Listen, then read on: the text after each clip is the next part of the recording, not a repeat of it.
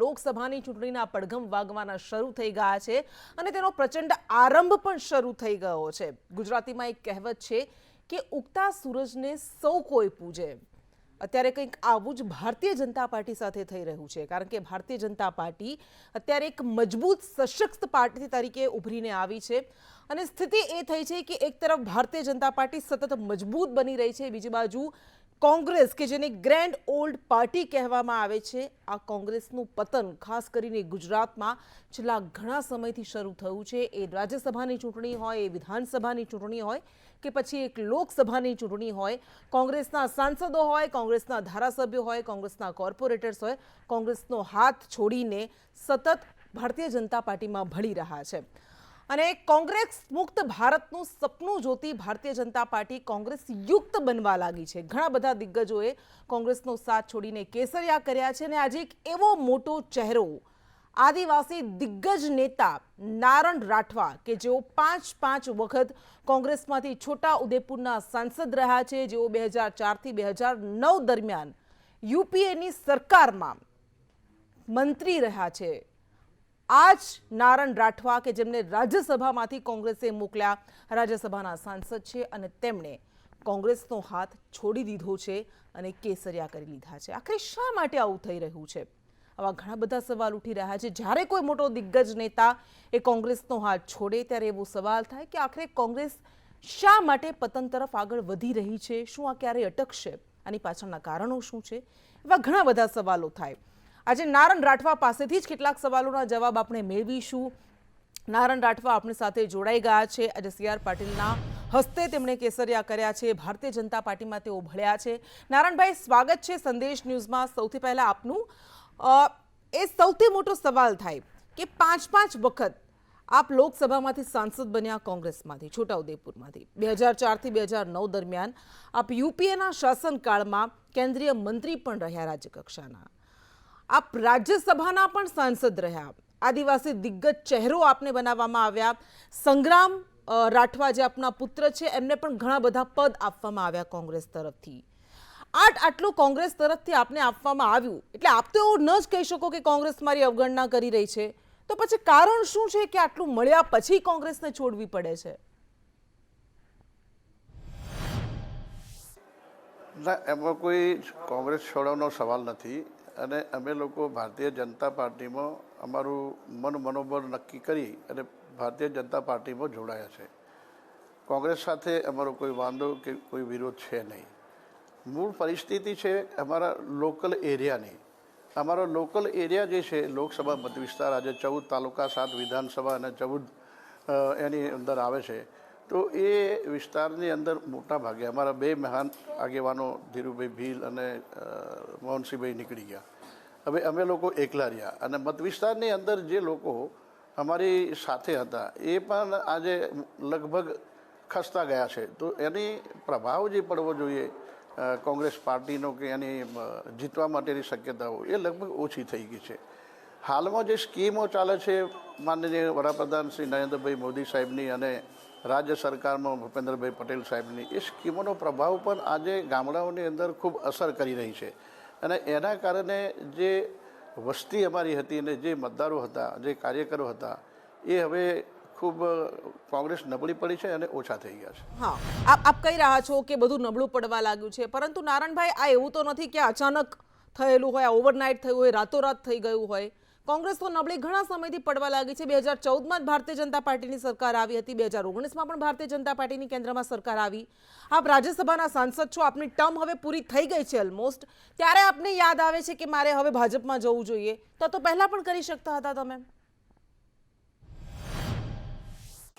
ના, પછી તો અમે લોકો એ નિર્ણય એટલે લઈએ છીએ કે પછી અમે તો ફ્રી થઈ જવાના છે। વિધાનસભામાં અમારી કોઈ બહુમતી છે નહીં અને વિધાનસભાની અંદર અમારે તો વિરોધ કરવા ખાતર વિરોધ કરવાનો। અહીંયા ઘરે બી અમે સંકલન સમિતિ હોય, અમારી પ્રાઇવેટના વ્યવસ્થાની કમિટી હોય કે ગ્રામીણ વિકાસ ગવર્નિંગ બોડીની મિટિંગ હોય, એમાં અમે એક વિરોધ પક્ષના MP તરીકે અમે રજૂઆતો કરીએ, પણ એ રજૂઆતોનો પ્રભાવ પછી ગામડાના આગેવાનો ઉપર પડે છે। આર્થિક જે સ્કીમો છે એ સ્કીમો ઉપર પડે છે અને જે લાભ ખેડૂતોને આપવાનો થાય કે જે લાભાર્થીને આપવાનો થાય તે લાભ અમે અપાઈ શકતા નથી। એનો ગુનો અમને જે અમે પ્રતિનિધિ છે તો પ્રતિનિધિને ઉપર આવે એટલે અમારા લીધે અમારા લોકલ કાર્યકરોને નુકસાન થાય છે. એટલે અમારી લોકાલિટી પરિસ્થિતિ જોઈને અમારે આ નિર્ણય લેવો પડે છે અને એના કારણે અમે લોકો ભાજપમાં જોડાયા. નહીં, પણ આ તો વિપક્ષની ભૂમિકા હોય છે ને નારણભાઈ, કે વિપક્ષમાં રહીને તમારે જે કામ નથી થતા એનો લઈને અવાજ ઉઠાવવાનો છે. આ તો એવું થયું કે જે પાર્ટીનો સારો સમય છે, જે પાર્ટીમાંથી બધું મળે છે ત્યાં જતું રહેવાનું. તો પછી આ તો તકવાદી રાજનીતિ થઈ ને, આ તો અંગત સ્વાર્થ થયો. તો એનો મતલબ શું પછી? તો રહેવાનો અહીંયા આપણે વિરોધ કરીને લોકોને અન્યાય કરવાનો એ તો પરવડે નહીં. એની કરતાં આપણે આ કામગીરી સારી થતી જ હોય અને માનનીય પ્રધાનમંત્રી નરેન્દ્ર મોદી સાહેબના નેતૃત્વમાં, કુશળ નેતૃત્વમાં આ કામ સારું થાય જ છે. તો પછી હવે એનો વિરોધ કરી કહીને અમારા ગામડાની અંદર નુકસાન પહોંચે છે. તો એના કરતાં સૌનો સાથ, સૌનો વિકાસ અમે સાથે જતા અને આની અંદર સહભાગી બનીએ તો જે લોકો રિમોટ એરિયામાં બાકી રહી જતા હોય એ લોકોને તો ફાયદો થાય. તો અમારે લીધે જો એને નુકસાની ભોગવવાની થાય એની કરતાં અમે લોકો આ પ્રવાહની અંદર આવી ગયા અને મેઇન પ્રવાહની અંદર સાથે મળીને આ કામગીરી સેવાની અને વિકાસની કરતા રહીએ. નહીં, તમે એમ કહો છો કે વિપક્ષમાં રહીને મતલબ શું છે? અમે તો હવે નવરા થઈ ગયા કારણ કે વિધાનસભામાં કંઈ નથી, રાજ્યસભાનું સાંસદ પદ હવે પૂરું થઈ ગયું, એટલે જ્યાં સુધી મલાઈ મળે છે ત્યાં સુધી એ પક્ષમાં રહેવાનું અને ન મળે એટલે પછી અમારો મતલબ શું એમ કહીને જે સત્તા પક્ષ છે એમાં જતું રહેવાનું. તો આ તો એવું થયું ને કે આ તમારા અંગત સ્વાર્થ માટે તમે દગો આપી રહ્યો છો એ પાર્ટીને કે જે પાર્ટીએ તમને ઘણું બધું આપ્યું છે. શું નથી લાગતું કે આ એવું જ થઈ ગયું છે? ના ના, એવું કશું છે નહીં અને એવો કોઈ સ્વાર્થ બી હોતો નથી અને અમારી એવી કોઈ લાગણી બી નથી. નેતૃત્વ કોંગ્રેસનું આમે સ્ટેટ લેવલે અને સેન્ટ્રલ લેવલે નબળું પડ્યું હોય એવું પણ અમને દેખાઈ રહ્યું છે. અને જે પ્રભાવ સ્ટેટના ગામડાઓમાં પડવો જોઈએ એ પણ પાડી શકતા નથી. એનું કારણ મૂળ છે કે રાષ્ટ્રીય જે નેતૃત્વ છે એ નેતૃત્વ ગામડાની અંદર જે વર્ચસ્વ જમાવવું જોઈએ એ વર્ચસ્વ પણ એ જમાવી શકતા નથી. અને હવે એને અમે લોકો ખર્ચો કરી કહીને, આટલી બધી મહેનત કરી કહીને કોંગ્રેસ પાર્ટીને સમૃદ્ધ બનાવવા માટે, સંગઠન મજબૂત બનાવવા માટે અમે પ્રયત્ન કરીએ છીએ. પરંતુ નીચેનો જે વર્કર્સનો જે આખો ટોન છે એ ટોન જ આજે ગાયબ થઈ જાય તો પછી તમે વાતો એકલી કર કરો એનાથી કોઈ પાર્ટીને, સંગઠનને મજબૂત કરી શકાતું નથી. ઓકે, વાતો કરો તો એનાથી કોઈ ફરક નથી પડતો. ભારતીય જનતા પાર્ટી એવું કહેતી હતી કે કોંગ્રેસ મુક્ત ભારતનું સપનું છે અમારું, પણ હવે એવું થયું છે કે કોંગ્રેસમાંથી જ નેતા બધા ભારતીય જનતા પાર્ટીમાં, એટલે ભારતીય જનતા પાર્ટી કોંગ્રેસ મુક્તના સપના જોતી હતી, પોતે કોંગ્રેસ યુક્ત થવા લાગી છે. ખરેખર આપને એવું લાગે છે કે હા આવું જ થઈ રહ્યું છે? બધા જ કોંગ્રેસના નેતાઓ ભાજપમાં મોટા?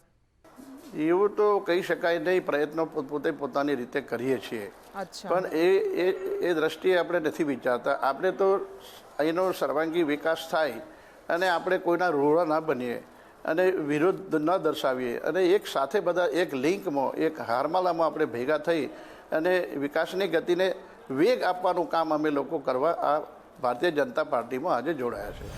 અચ્છા નારણભાઈ, ધારાસભ્યને કે જેઓ લોકો ચૂંટે છે, પોતાના પ્રતિનિધિ તરીકે મોકલે છે અને પછી તેઓ પક્ષ પલટો કરી લે છે, અચાનક તેમની અંતરાત્મા જાગી જાય છે, સાંસદો પણ આવું કરે છે, તો આપને લાગે છે કે આપ વિચારધારા સાથે પણ દગો કરો છો, લોકો સાથે પણ દગો કરો છો, લોકોના વિશ્વાસ સાથે પણ દગો કરો છો, એમના મેન્ડેટ સાથે દગો કરો છો? ના, એવું કંઈ છે નહીં. આપણે તો વિકાસની દ્રષ્ટિએ વિચારીએ અને વિચારધારા એ અલગ વસ્તુ છે. અમારા ગામડાઓની અંદર જે લોકોને રોટી, કપડાં, મકાનની જરૂર પડે તો એ પહોંચાડવાનું કામકાજ પ્રતિનિધિએ કરવું જોઈએ. બાકી એ અમારા ગામડાના લોકોને આની બહુ એટલી સાજી સમજ પડે નહીં. અચ્છા, એટલે ગામડાના લોકોની વિચારધારા જેવું કંઈ હોતું નથી એવું આપનું કહેવું છે? નથી પડતો.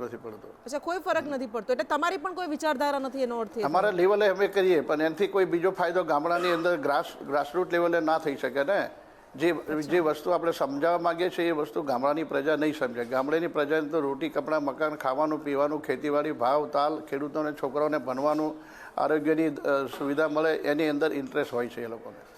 તો તમે વિપક્ષમાં રહીને પણ એ લોકો માટે કામ કરી શકો છો જેમને કંઈ નથી મળતું, પોતાના હક નથી મળતા અથવા તો અન્યાય થઈ રહ્યો છે? અમે કરવાનો પ્રયત્ન કરીએ છીએ, પરંતુ આજે તમે વિધાનસભાની અંદર જે પરિસ્થિતિ જુઓ છો અને જે રિપ્લાય આવે છે એની પરથી આપણને લાગે છે ને કે જે રીતે ગ્રાન્ટો, જે રીતે ઓરડા, જે રીતે શિક્ષકોની ફાળવણી થવી જોઈએ એમાં ગતિ ધીમી આવે છે.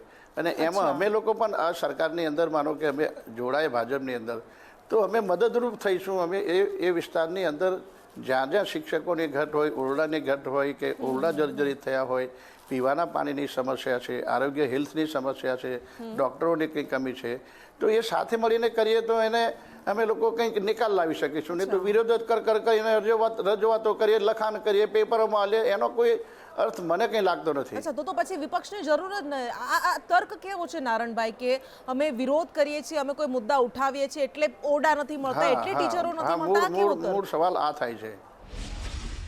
નહીં, પણ વિપક્ષનું તો કામ એ છે, વિરોધ પક્ષનું તો કામ જ એ છે કે કંઈ નથી થતું, લોકોને નથી મળતું, તે ઉઠાવવાનું છે. પછી જો એ નથી થઈ રહ્યું અને તમે એવું કહો છો કે એટલા માટે અમે ભાજપમાં જોડાઈ જઈએ, તો પછી લોકોના મુદ્દે, લોકોના સવાલો ઉઠાવશે કોણ વિપક્ષમાંથી?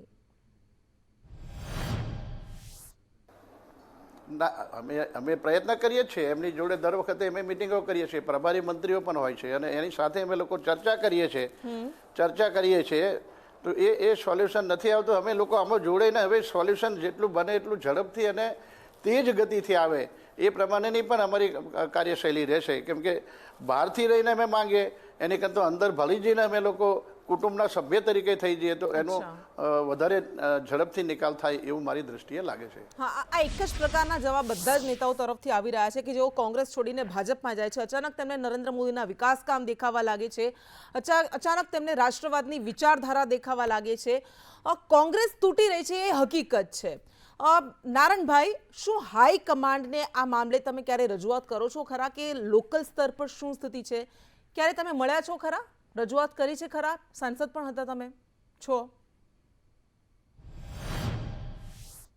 નાના તાલુકા પંચાયત, જિલ્લા પંચાયતની અંદર આ પ્રમાણે નીચા લેવલે જે ચાલે છે અને એને લીધે કાર્યકરોને, આગેવાનોને નુકસાન થાય અને એ દ્રષ્ટિએ અમે સમજી વિચારીને કે ભાઈ આપણે પ્રતિનિધિ તરીકે બીજેપીની અંદર પાર્ટી જોઈન કરી લઈએ તો આવો કોઈ પ્રશ્ન આવે નહીં અને સૌને એનો ન્યાય મળે.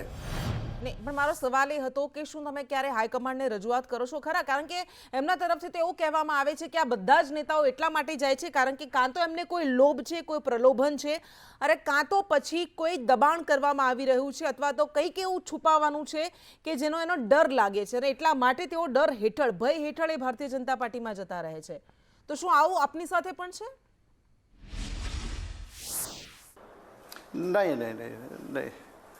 નહીં, એ તો નથી. કોઈ એવું કોઈ દબાણ નથી, કોઈ એવું લોભ પ્રલોભન કંઈ નથી, કોઈ કન્ડિશન નથી. વિધાઉટ કન્ડિશન અમે લોકો પાર્ટીના સપોર્ટમાં જોડાયા છે અને પાર્ટીના સાથે સંયોજન રાખીને પાર્ટી જે કામગીરી અમને જે જિલ્લાની અંદર કે રાજ્ય બહાર પણ સોંપશે તો અમે લોકો કરવા માટે એની તૈયારી રાખીને અમે લોકો પાર્ટીમાં જોડાયા છે. અચ્છા નારણભાઈ, કોંગ્રેસનું પતન આપને ક્યારથી લાગે છે? કયો એ સમય છે કે જ્યારે ટર્નિંગ પોઈન્ટ આવ્યો, કોંગ્રેસનું પતન શરૂ થઈ ગયું અને હવે પોઈન્ટ ઓફ નો રિટર્ન પર આવી ગઈ છે એવું લાગે છે આપને?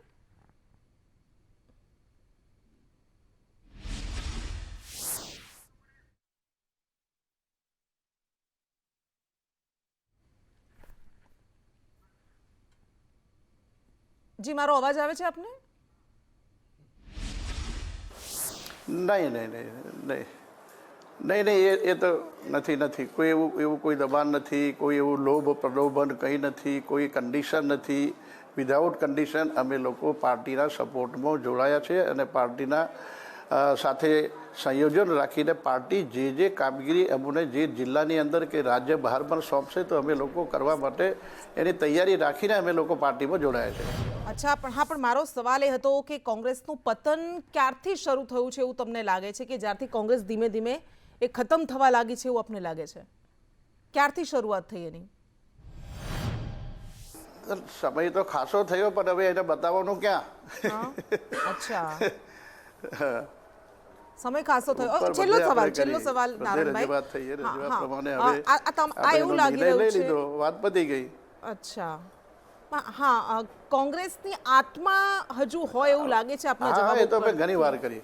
અચ્છા, અમારી CWCમાં એ તો હવે એ કહેશે કરીએ એનો કોઈ અંત નહીં આવવાનો. અચ્છા, તો તમે હાઈકમાન્ડને રજૂઆત કરો છો? શક્તિસિંહ ગોયલે પણ રજૂઆત કરી છે. ઠીક છે, છેલ્લો સવાલ કરે છે હવે એમની CWC બેઠકમાં નિર્ણય લે ને એ લોકોએ. અચ્છા, એવું લાગે છે તમે રજૂઆતો કરો છો અને તમારા જવાબ પરથી તમે એમ પણ કહ્યું કે મહેનત તો કરે છે કોંગ્રેસ, નુકસાન થાય છે એમથી. હા, તો એવું લાગે છે કે હજુય ક્યાંય કોંગ્રેસની આત્મા છે અને ભારતીય જનતા પાર્ટીનો ખેસ પહેરેલો છે, તો એવું તો નથી ને નારણભાઈ? કોંગ્રેસે 26 સીટો ઉપર લડવા માટેની પૂરેપૂરી કસરત કરે છે, પરંતુ જનતા ઉપર આધાર રાખશે. જનતાનો મિજાજ શું છે એ જનતા એને વોટિંગ કરવાની છે. એટલા માટે આપણે આજે એવું કહી ના શકીએ, પણ સફળતા 100% એ રીતે મળે તેમ દેખાઈ રહ્યું છે. અચ્છા, તમે એમ કહ્યું કે મને કોંગ્રેસ સાથે કોઈ વાંધો નથી. અત્યારે તમે એમ કહ્યું કે કોંગ્રેસ મહેનત તો પૂરેપૂરી કરી રહી છે. તો હમણાં જે મેં પૂછ્યું એવું તો નથી ને કે હજુ કોંગ્રેસની આત્મા છે તમારી અંદર, ભલે ખેસ તમે કેસરીઓ પહેર્યો હોય?